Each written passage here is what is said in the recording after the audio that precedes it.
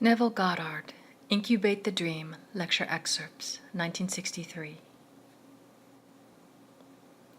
Now there are intentional dreams and there are unintentional dreams. Most of us have unintentional dreams. We go to sleep and we dream. Many of us do not remember the dream.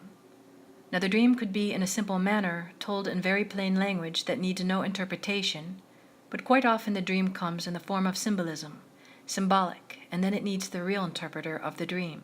The majority would like more of the comforts of this world, and is perfectly all right. No matter what it is the same technique. Neville, go and tell them to go to the end. Go to the very end. What would be the end if you were now the man that you want to be, now the woman that you want to be? How would you see the world? That's the end.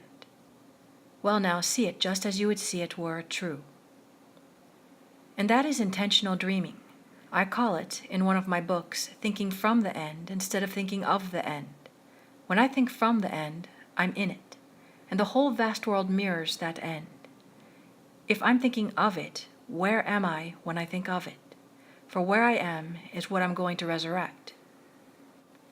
So tonight, if I could aid you in building that picture, just imagine you could tell me tomorrow that it happened to you. Just imagine.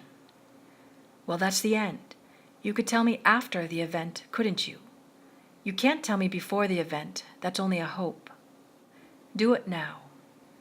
Well now, if it happened to you tonight, when we meet next Tuesday, or in the interval or beyond a month, wouldn't the first thing you would tell me would be it happened to you?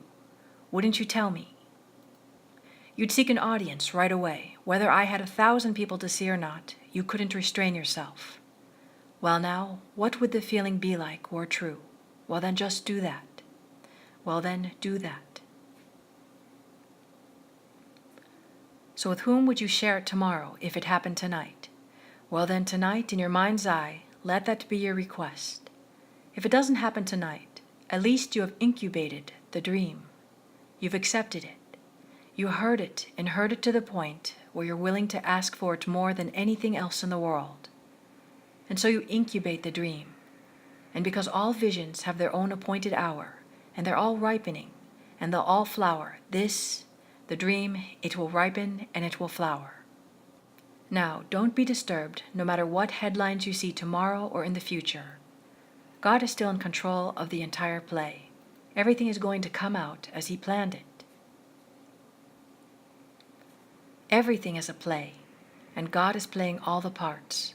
The day will come, every being that is now walking the face of this earth, I know that I am not just like him, I am he. And you know the same thing. We look together, there are billions of us. But we will all come to see we are one. Now let us go into the silence.